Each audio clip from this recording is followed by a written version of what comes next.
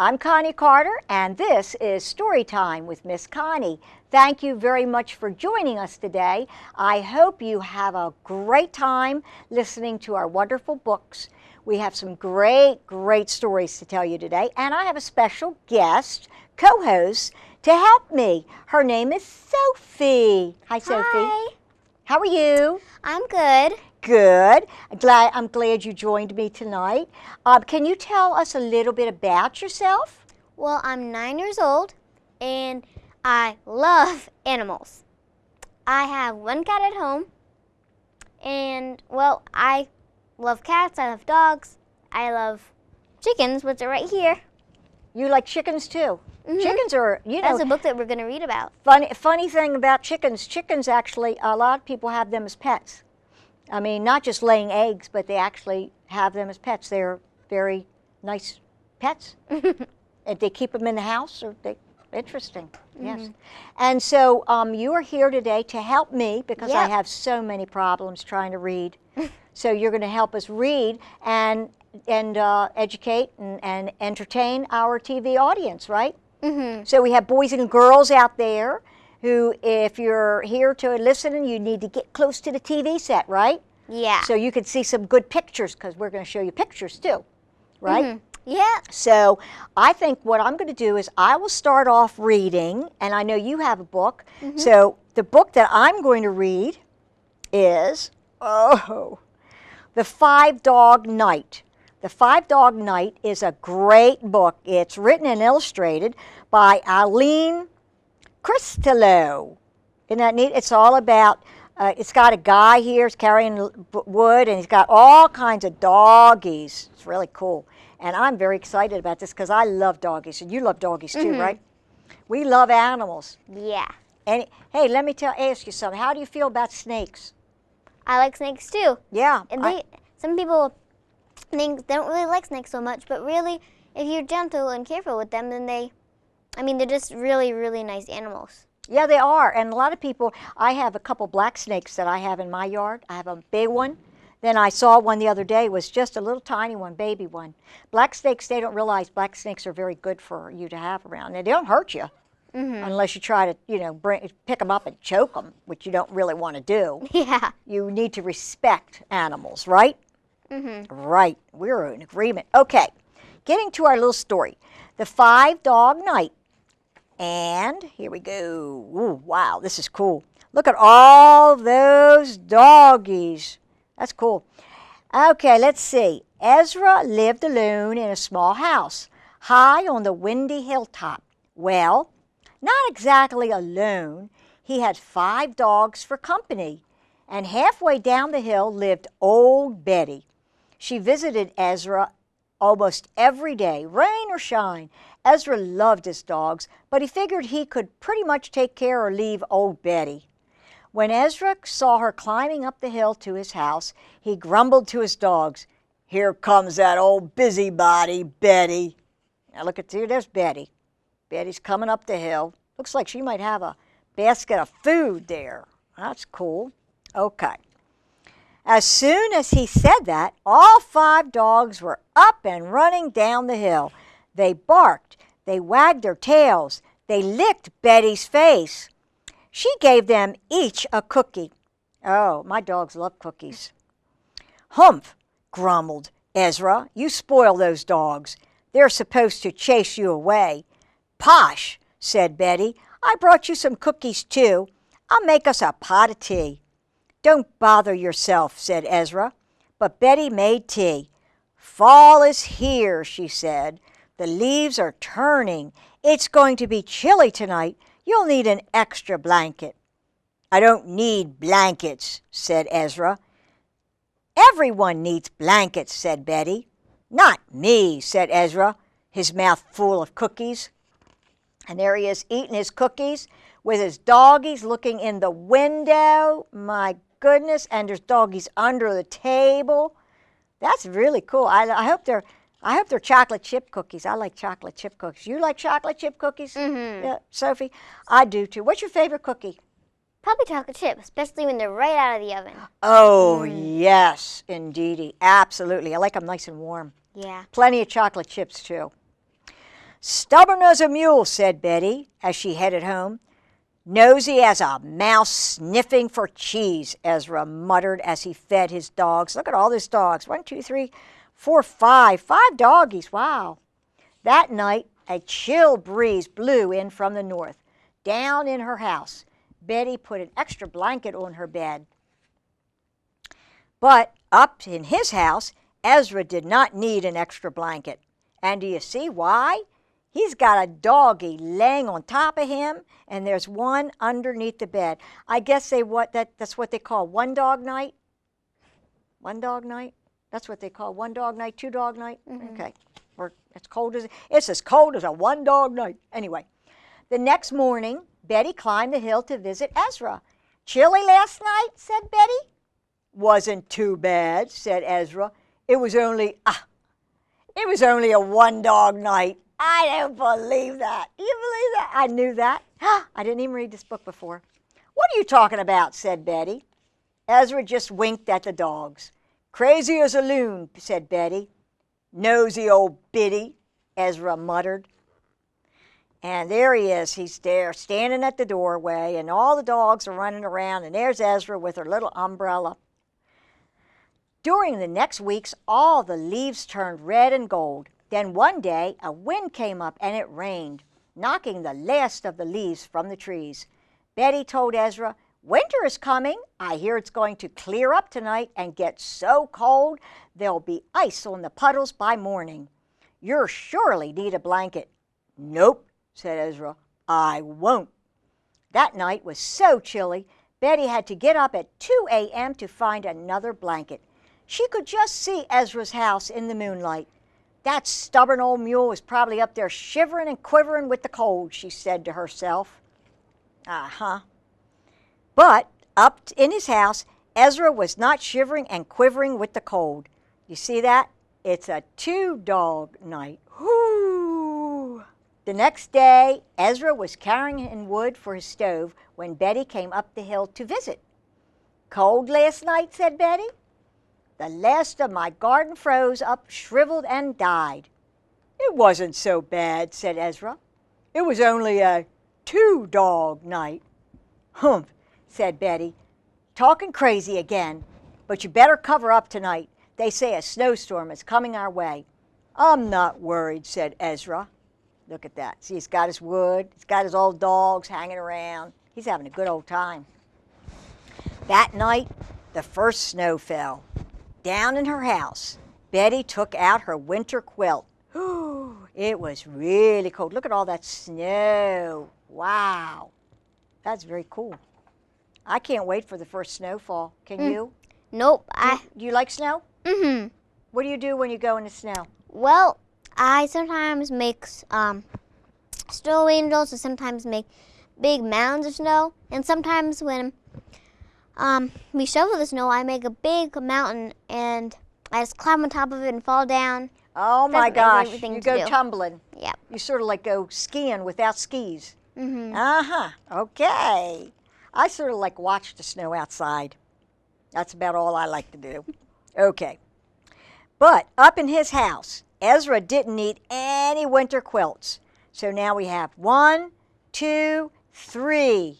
So that's a 3-dog night. What do you think? That's going to be a 3-dog night, I bet. Mm-hmm. The next morning, Betty put on her boots and her heavy winter coat, and she climbed the hill to check on Ezra. He was warming himself by the wood stove. I brought you a blanket, said Betty. I don't use blankets, said Ezra. I said it before. I'll say it again. It was freezing cold last night, said Betty. You'll catch pneumonia. It wasn't so bad, said Ezra. It was only a 3-dog night. Gibberish, said Betty. That's all that is. But the weather is going to get worse. You'll need this blanket soon. See, she's giving him a blanket whether he wants it or not. And there is doggies all around him. I don't think she knows about those doggies on him at night. Mm-hmm. The next couple of weeks, it snowed again and then again. In fact, the snow got so deep, it reached halfway up Ezra's windows. Then one night, an icy north wind blew the clouds from the sky, uncovering the stars. The temperature dropped to 0, but Ezra didn't use Betty's blanket. 1, 2, 3, 4. You got that right. That's pretty cold. And only 4 dogs? 4 dogs. So what kind of night was that? A 4-dog night. A 4-dog night. You got that right. I would use one of Betty's blankets. Yeah, you would? Even with 4 dogs on you? Well, it's pretty cool. The next morning, Betty chugged up the hill in her car to visit Ezra. She brought hot chocolate in the thermos.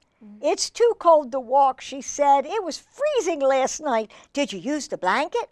Nope, said Ezra. It was only a 4-dog night. Wow, that'd be pretty cool to be a 5-dog night. Well, it might just get that cold. We'll have to wait and see. The colder it gets, the crazier you get, said Betty. You mean the colder it gets, the nosier you get, mumbled Ezra. That's so funny. Okay, so then the next days were so cold the trees cracked and the river froze solid. Then one evening, an Arctic wind howled around Ezra's house. The temperature dropped well below 0. Even Ezra's largest and furriest dog would not stay outside. Ah, I see what's coming. See the doggy? He's coming in the house. Okay. Look, there's Betty. Oh my gosh, she's got so many blankets. Betty piled all of her blankets and coats onto her bed. She stoked her wood stove with extra logs. Ezra would have to stoke his wood stove all night, she thought, as she shivered under her blankets. And he'll have to use that blanket or he'll turn into a block of ice. The next morning, Betty was so concerned about Ezra that she drove up to his house just as the sun was rising, before she had even eaten breakfast. There was no smoke coming out of Ezra's chimney. No fire in the wood stove, said Betty. He's frozen to death. Oh! And so she peeked in. Look at that. She peeked in. She opened up Ezra's door and peeked inside. And there was Ezra, snoring happily without any blankets on at all. The dogs raised their heads and growled. Shh, it's only me, whispered Betty. Look at that. 1, 2, 3, 4, 5.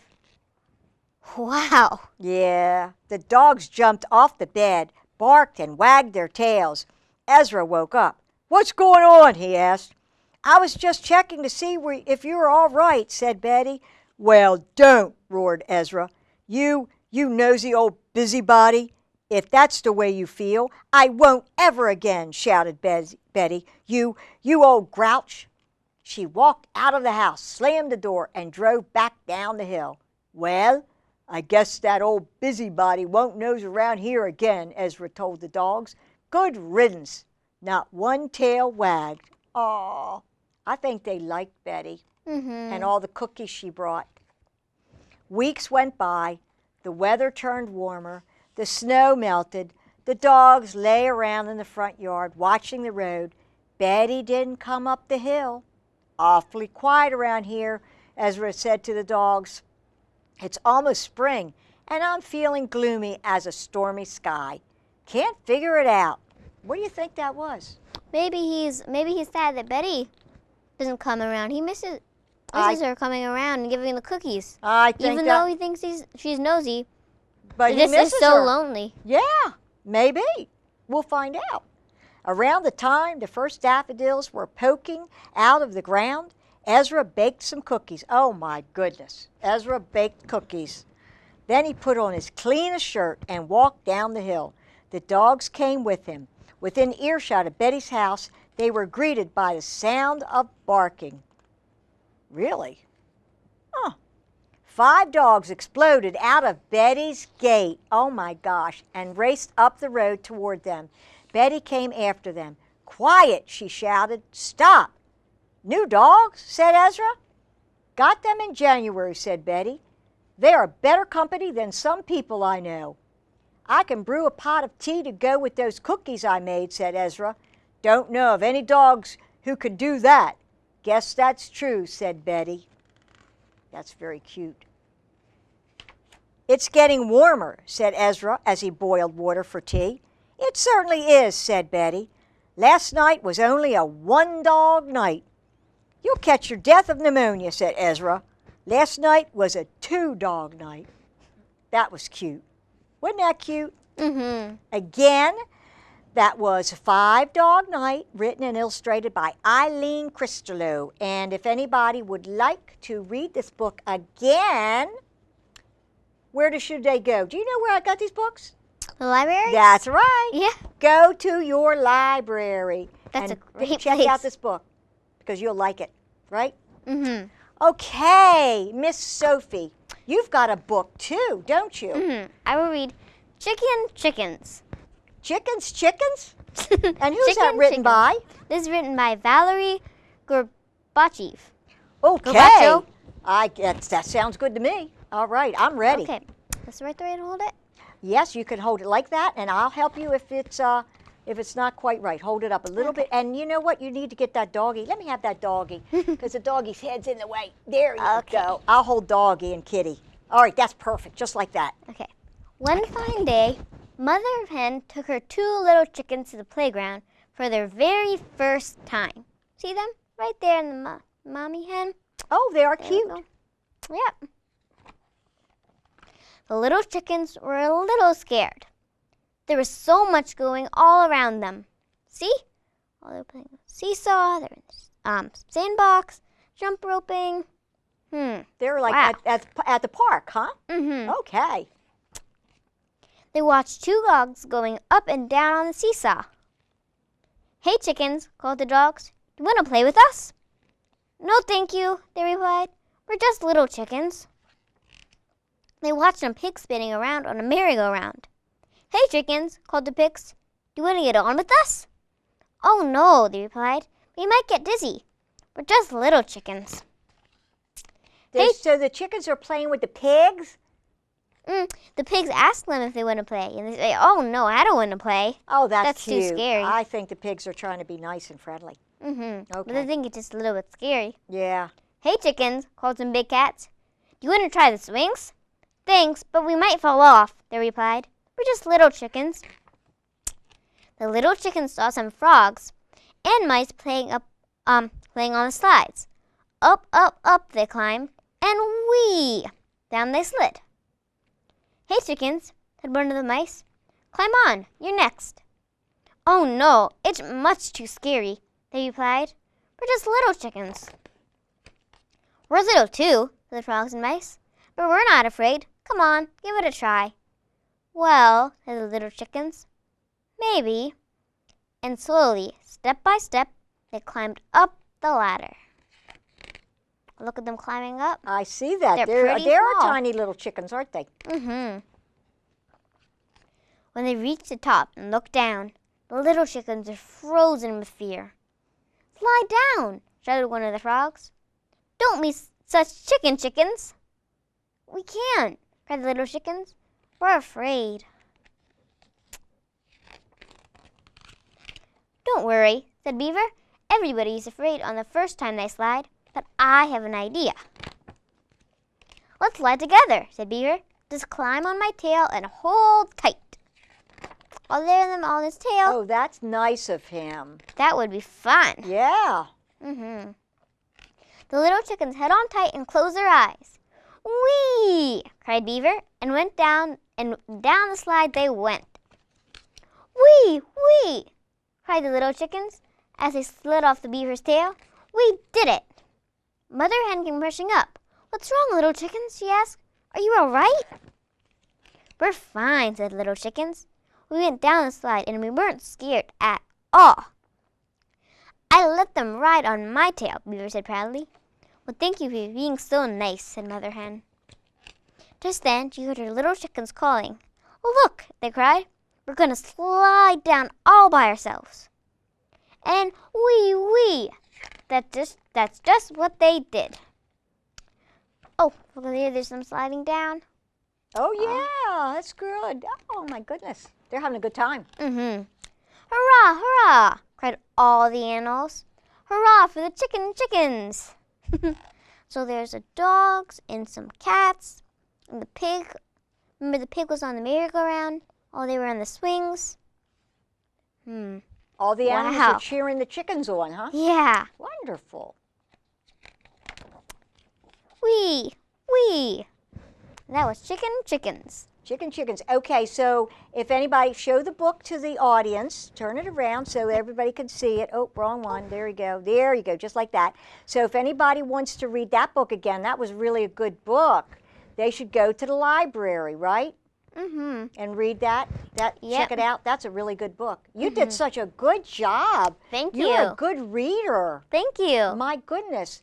I think we have time for another book. Would you like to read Harry the Dirty Dog? Oh, sure. Okay. I love this book. book. And I can sit here and watch because I enjoy listening. Okay. I got my doggie and my kitty. I got my doggie and my kitty. Oh, yes. Okay. Harry the Dirty Dog by Jean Zion. Pictures by Margaret Boyd Graham. Oh, okay. Harry was a white dog with black spots who liked everything except getting a bath. I'm going to, oops, let's turn it like, there you go. Okay, so one day when he heard the water running in the tub, he took the scrubbing brush and buried it in the backyard. Then he ran away from home. Aww. Oh, look at those tiny little kittens. I don't like to see animals run away from home. Yeah. He played where they were fixing the street and got very dirty. Oh, wow. He played at the railroad and got even dirtier. That's pretty dirty. He played tag with the other dog and became dirtier still. He slid down a coal chute and got the dirtiest of all. My goodness. In fact, why does he like to get so dirty? I don't know. He changed. See? Look, he's all black. Wow. That's pretty dirty. Yeah, it's pretty dirty. From a white dog with black spots to a black dog, he changed from a white dog with black spots to a black dog with white spots. See? This is him before. Oh, this my is him heavens. right now. Yeah. That's pretty dirty. Although there are many other things to do, Harry began to wonder if his family thought he had really run away. Aww. He felt tired and hungry, too. So without stopping on the way, he ran back home. Oh, look, there's a restaurant. No dogs. Aww. The little girl looking at him. When Harry got to his house, he crawled through the fence and sat looking at the back door. One of the family looked out and said, "There's a strange dog in the backyard. By the way, has anyone seen Harry?" When Harry heard this, he tried very hard to show him he was Harry. He started to do all his old clever tricks. He flip-flopped and he flop-flipped. He rolled over and played dead. Wow, that's pretty fancy. He danced and he sang. Wow. Look at him. There's dancing, singing. He did these tricks over and over again. But everyone shook his head and said, "Oh no, it couldn't be Harry." Aw, they were sad. Harry gave up. He walked slowly toward the gate, but suddenly he stopped. He ran to the corner of the garden and started to dig furiously. Soon he jumped away from the hole, barking short, happy barks. He found the scrubbing brush, and carrying it in his mouth, he ran into the house. Up the stairs he dashed, with the family following close behind. He jumped into the bathtub and sat up begging, with the scrubbing brush in the mouth, a trick he certainly had never done before. "This little doggie wants a bath," cried the little girl, and her father said, "Why don't you and your brother give him a bath?" Harry's bath was the soapiest he ever had. It worked like magic. As soon as the children started to scrub, they began shouting, "Mommy, Daddy, look, look, come quick!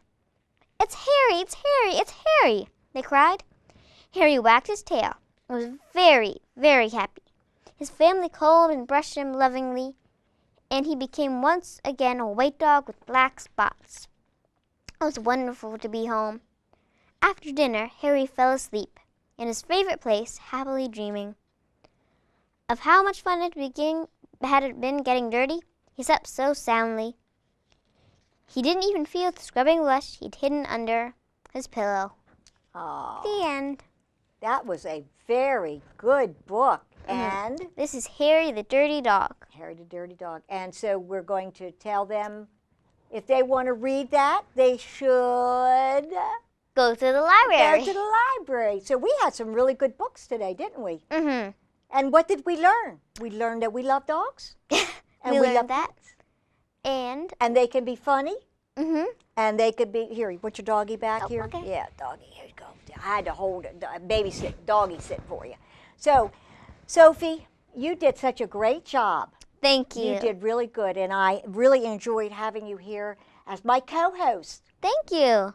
And I think that anybody out there who would like to be a co-host for Storytime or just with any of my shows, I think they ought to call or have your mommy or daddy email me at causeforpause70@yahoo.com and let me know that you want to be a co-host because it's a little bit of fun, huh? Mm-hmm. Would you advise other kids to try to be a co-host? Yes, it's really fun, and it's you to learn a lot about animals, and you can teach other kids about it too.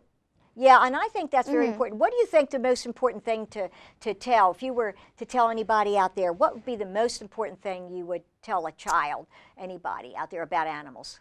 Well, I think the thing about animals is that animals are just like you. So if you try to hurt an animal, then, just imagine yourself being hurt. And that's one thing that I think is a really important thing to know about animals and to take care of them well. Yeah, that's true. And along that line, if you see anybody mistreating an animal, you need to tell your mommy and daddy about it so that they can do something because we don't want animals to get hurt. They can't speak for themselves. They depend on humans to speak and protect them. So, Sophie, I think we're going to have to close the show now. Thank you again for being my co-host. And thank you. Oh, thank you for inviting me. You're very welcome. You'll have to come back. And we're going to leave all the kids with our favorite little saying. Please spay or neuter your pets to prevent more homeless animals because they are a cause for pause. Thanks, everybody, and see you next time. Bye-bye.